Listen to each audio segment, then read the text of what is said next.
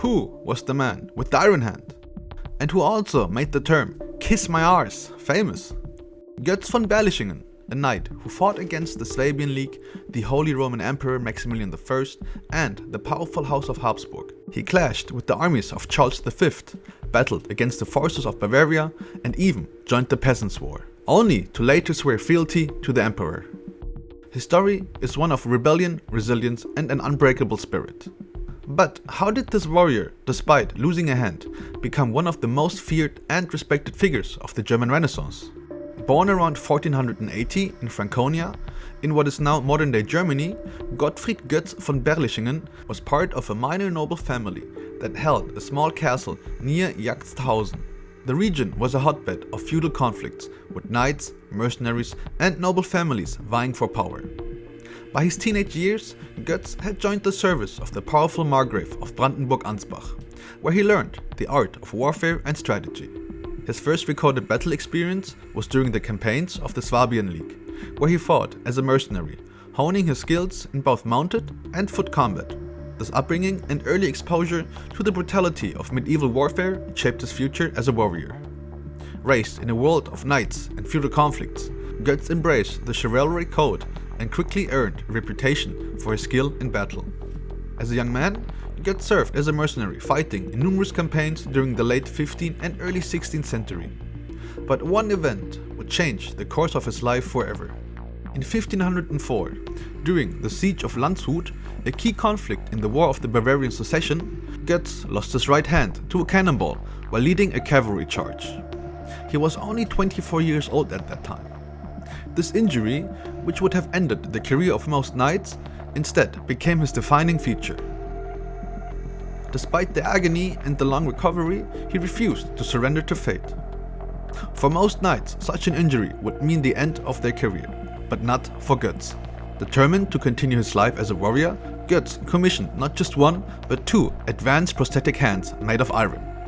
The first was a simple mechanism that allowed him to hold reins and wield a weapon, but the second, completed later on, was an engineering marvel of the Renaissance. It had articulated fingers controlled by a complex system of springs and gears, allowing him to grip objects, write, and even shake hands. It was so advanced that historians still marvel at this craftsmanship. With his iron hand, Götz returned to the battlefield, earning him the enduring nickname Götz of the Iron Hand. His return to war proved that no injury could break his indomitable will. By the 1520s, Germany was in turmoil, caught in the throes of the Reformation and widespread peasant unrest fueled by economic hardship and calls for social reform. The Peasants' War erupted as commoners rose against feudal oppression. Though initially reluctant, Götz joined the rebellion, seeing it as a chance to fight for justice and equality. Leading peasant forces, Götz faced overwhelming odds against the well-trained armies of the Swabian League. Despite his battlefield experience, the peasants lacked proper training and discipline. The rebellion was crushed at the Battle of Ingolstadt in 1525, where thousands of peasants were slaughtered or taken captive. Götz himself was captured and imprisoned in Augsburg for 2 years. However, he was later pardoned after swearing an oath of loyalty to Emperor Charles V. Though he never again led a large rebellion, Götz continued to serve as a knight for hire in conflicts across the Holy Roman Empire, refusing to abandon his principles and warrior code. His legacy extends beyond his iron hand. His defiance of authority, his refusal to surrender to fate, and his rebellious spirit made him a folk hero. The phrase, "tell them they can lick my arse," the so-called Swabian salute, became infamous, symbolizing his contempt for those who thought to bring him down. After decades of battles, captures, and shifting allegiances, Götz von Berlichingen retired to his family estate in Jagdshausen. In his later years, he wrote his autobiography, one of the earliest personal memoirs of a medieval knight. His story became legendary, cementing his place in history. Götz passed away in 1562, at the age of 82, having lived long enough to see the world change around him.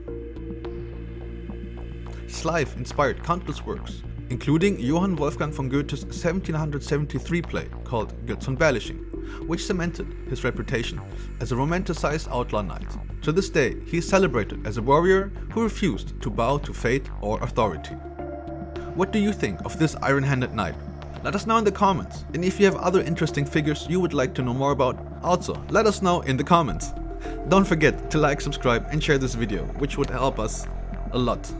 Don't forget, this is HistoryCrafts, where history crafts itself.